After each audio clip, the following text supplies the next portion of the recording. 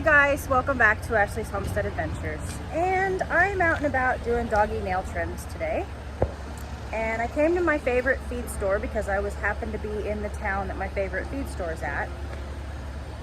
And I'm just gonna flip you around and show you what they did to me. I was literally like pulling out of the parking lot. You see this? So there's for Cynthia here. There's hydrangeas that look, you know, like they could use a little bit of love. But you saw the sign, right? I don't know what these are. These are, oh my gosh, Loropetalums.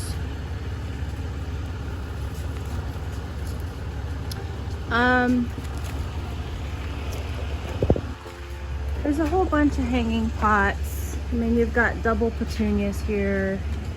There's some variegated sweet potato vine. So I put the tailgate of the truck down and I'm gonna see if I can save some plants. These are eggplants, which I've got eggplants growing. I don't need them. I'll leave them for somebody else. But they're free and they need a home. And I mean, I love a good rescue mission. So here we go. You don't mind being on video, do you? Okay. What's the name of the channel? It's Ashley's Homestead Adventures. Okay. I do a lot of. Oh, I can see your camera.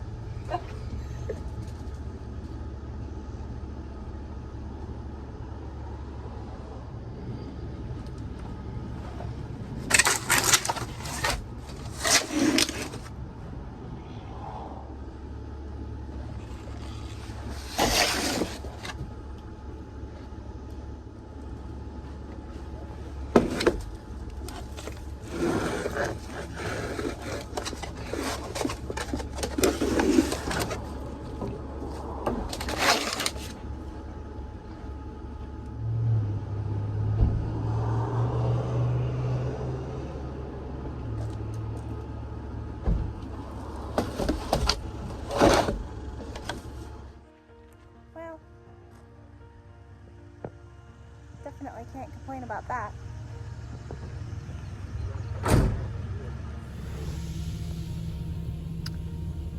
Since we are in the town that has the good car wash, we are going to get Consequence a bath because she has not had a bath since we took the trip across the country, and she is in need of a good bath. So since we're here, we're going to go ahead and get her cleaned up. That's kind of part of, you know, rural living. You try to group all of your things into one. That was just like the feed store.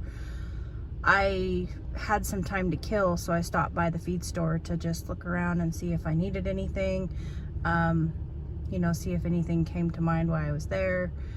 It's just one of those things that when you go to a big town, you stop at, you know, all of the places, because you live so far away from a lot of these places. Like this town has a Walmart that I will be going to, and I don't go to Walmart a lot, but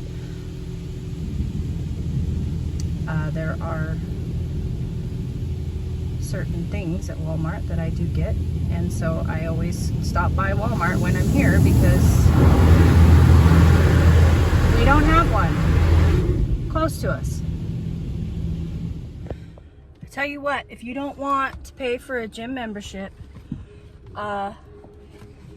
go put the 4 quarters in the vacuum at your local car wash and try to get your whole truck vacuumed off of 4 quarters. That's a workout, folks. Okay, so we are home, and as I was saying,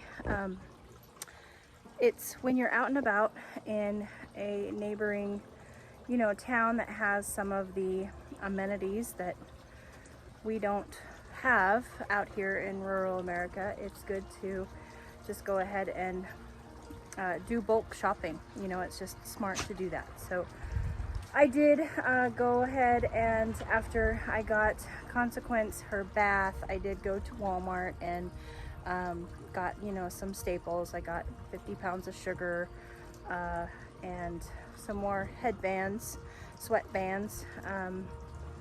And so anyway, I got home, got the truck unloaded, and it was the heat of the day. So we took a little break and we got the plants some water. They are all happy as Labradors here on the porch. This video is not about you. Oh, I guess they're all about you, huh? Are they all about you? Yes, they are. Okay. All right. Well, right now I'm talking about the flowers, okay? So anywho, I got them home and watered deeply, and so they're all looking really good. And now I'm gonna go out. Well, the other thing I did was Mr. Wonderful wanted to see if the sweet potatoes were ready to harvest, and the sweet potatoes are kind of his thing. And you guys know by now that he's not here. He is in Oregon working, and so he really wanted to grow sweet potatoes, so I bought sweet potatoes and planted them. And while he was diligently working on my groom shop, and I kind of thought that they were getting close to when they needed to be harvested, but I have not done any research on sweet potatoes, you guys. None. I don't know anything about them. You know, this is my first time growing them. We had tried to grow them in Oregon once or twice, failed epically. But Mr. Wonderful was always doing it. It was kind of always his pet project, and I let him have that. So I just told him, I said, hey, I think that maybe we should start thinking about figuring out when it's time, because I don't know how to tell. So he did the research, and he said that when the leaves start yellowing, then you can start pulling them up, as long as it's in between 90, I think it was 90 and 115 days, 120 days, depending on the variety that you have. So, lo and behold, I came out here to the garden and we harvested the one plant that had started yellowing. And I ended up doing an entire garden harvest with him, but this is what we got. So, not a spectacular sweet potato harvest. And I'll show you the plant that I pulled up over here. So we went to kind of digging over here, and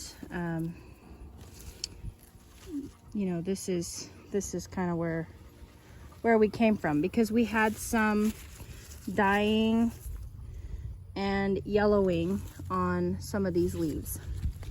So that is where I went with that one. And then we decided, you know, they look so stinking healthy, that we're just gonna let them go. And you can see some of these little roots, that are, you know, they grow along and they put roots down. I pulled them up in the process of digging. So we are going to let the sweet potatoes go until they are dying. We are clearly not where we're supposed to be with them. And I think what happened is, so I planted them, it was April 13th when I put them in the ground. And they shocked really, really hard. And, you know, pretty much completely died back and then flushed anew. And it took them a while to kind of take off. So, I mean, we're talking like, it was like a month before they really started growing new green leaves again. So, for all I know, we have another month before these really start bulking up in tubers. So, we are going to let them go until they tell us, you know, because plants really in the garden, you guys, they will really tell you when they want to be harvested. You know, tomatoes will get cracky. Melons will start dropping off the vine. Cucumbers will start dropping off the vine.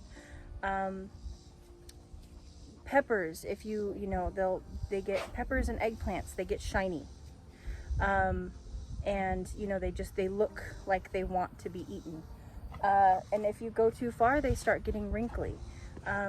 Squash get baby size, and you know, if they go too far, then their skins get hard and they say, okay, I'm gonna be a winter squash.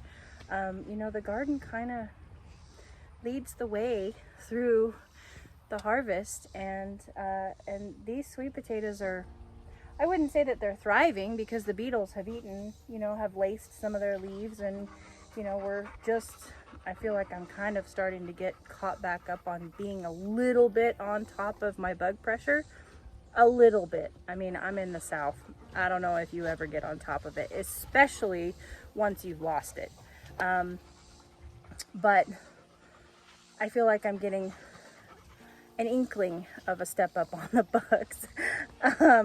And now I'm combating the grasshoppers. The grasshoppers are going through and just stripping my dahlias, and it ticks me off because, I mean, I'm not a flower farmer or anything like that, but I love the beautiful things in the garden, and I love my flowers, and I grew the dahlias so I'd have cut flowers to put in my bathroom or next to my bed, or you know, in my groom shop, so my clients could see the beautiful flowers that I grew. And the grasshoppers are just coming through and just completely stripping all the foliage off of my dahlias.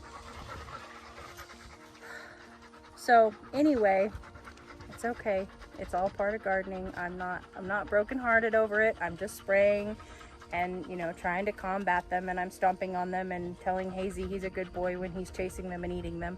And we're doing the best we can here. But as far as the sweet potatoes go, we are going to let them roll until they start dying, and then we'll start harvesting them. All of that to say, I went through, and this is today's garden harvest, minus 3 tomatillos that may or may not have been consumed by me. I can't help it. They're delicious. If you guys have never grown tomatillos in your garden, try them. They're delicious. These, I'm not going to get any tomatillos canned this year. I'm going to have to grow a lot more tomatillos, or they're going to have to start producing a lot more. I do have quite a few plants, and if they really started producing a lot, then maybe I would get overwhelmed and I would need to can them, but as of right now, this is my favorite, by far, garden snack.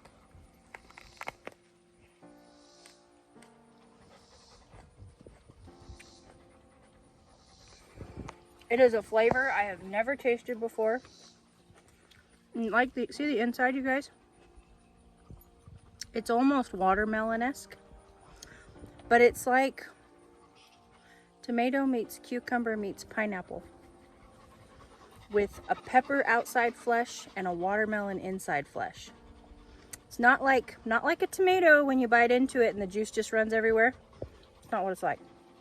It pops when you bite into it, and then you've got like this watermelon texture on the inside, and it's sweet, a teensy weensy bit sour, and a teensy weensy bit acidic.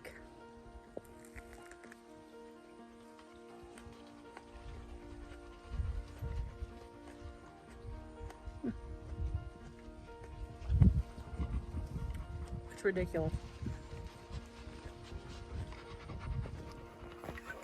So the garden has been semi-tended to today, and it's been harvested anyway, and then now I'm gonna go out and try to get the animals out for their evening feed. 2 reasons why I do that. Because I know that it seems like a lot of extra work for me to just, you know, put them out for a few hours. But here's my two reasons. My number one reason is being out on pasture for even a meal is better for them than being in and eating hay. Green grass is better than eating hay. The second reason is it's good for them to be outside in the sunshine, in the wind, it's good for the babies to get out. It's good for my horse to get out and stretch her legs, and not be in, you know, a stall all the time. There's plenty of rainy days where they get in the wintertime where they get stuck inside all day long. And that's fine. Being inside is not bad for them. I'm not saying that. I'm just saying that outside is better. And it's really not that big of a deal. Yes, it might be more work for me today, but when I do this, when I put the sheep out for the evening, they're only gonna be out for a few hours, so I'm not gonna remove their net again tomorrow. So this is actually, I'm gonna do the work for tomorrow morning tonight. And then tomorrow morning, I'm not gonna have to move their pasture. They'll just go straight out tomorrow morning. So I'm really just doing the work ahead of time. So not really that big of a deal. I don't mind, and my babies are spoiled, okay? Okay, so the chores, the barn chores, the morning chores, you know, to speak of, are all done. Everybody's watered, minerals are done. Velvet stall is clean, and I am headed out to go take care of the chicken coops, and I'm going to take you with me, and I'll explain why it's important for us to keep our chicken coops clean.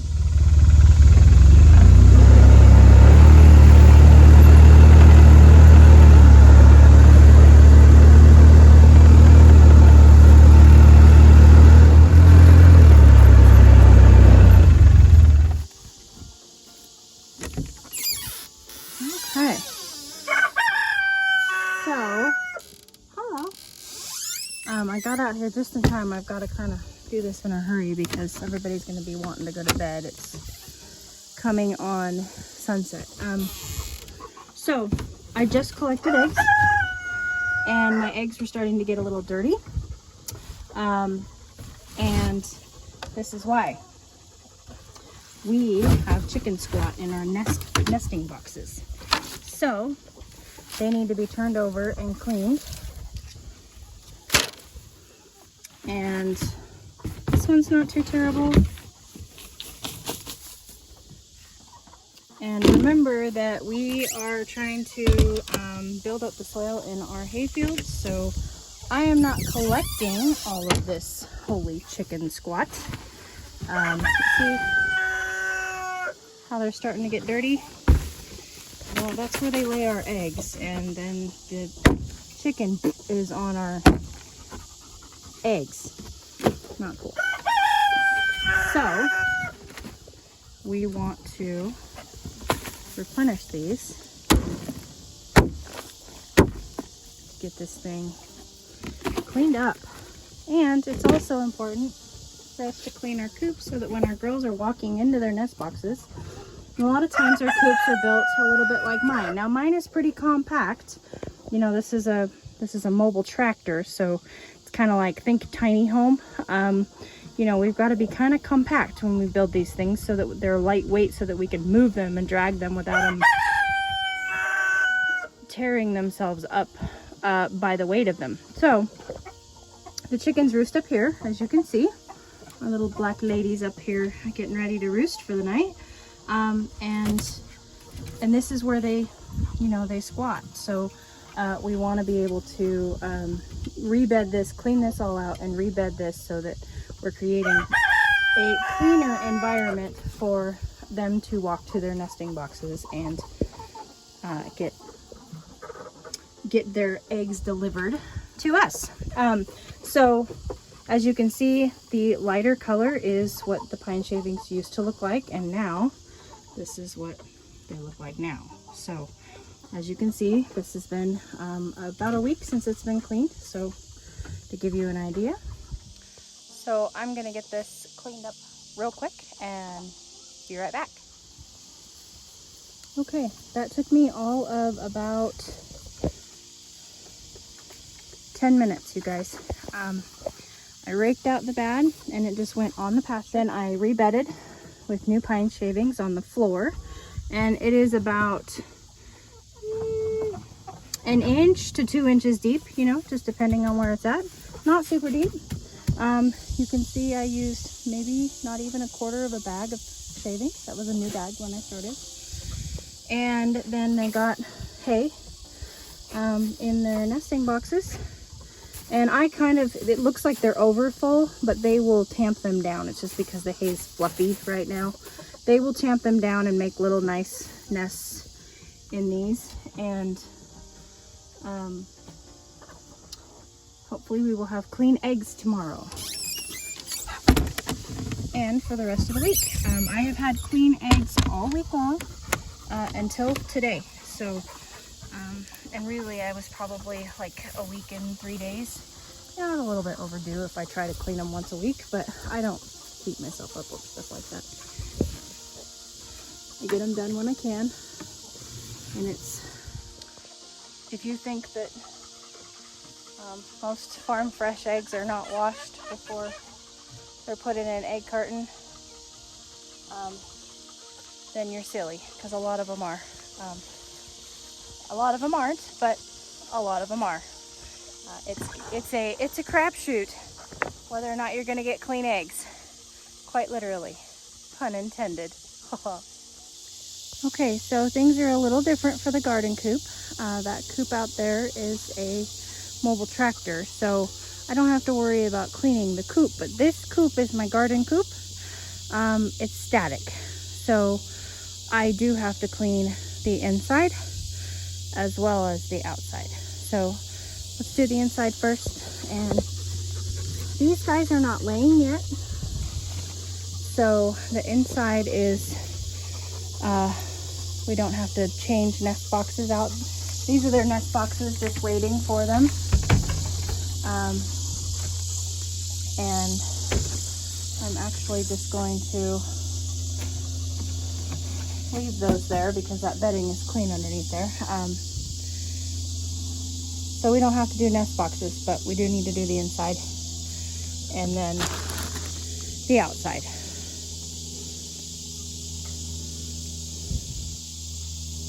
All right, inside's all done. Rebedded. There. And they're all reset.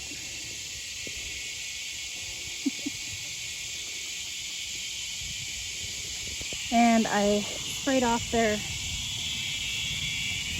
little concrete slab, and while I was at that, I went ahead and cleaned the puppy pool, and it's refilling. So, but it is time to go make grain and get the kids in for the evening.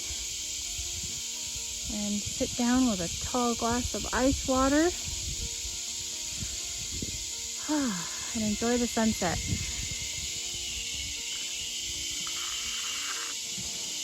Looks like a pretty one tonight.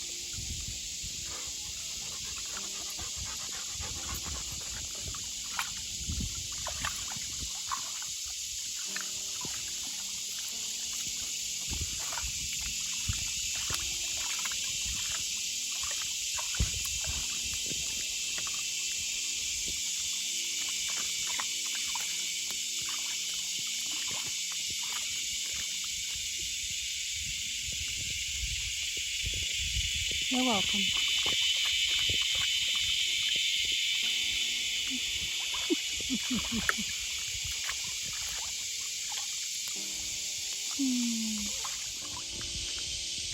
I hope you guys had a beautiful day. Thanks for coming along with me on mine. I'll catch you on the next one. Yours truly.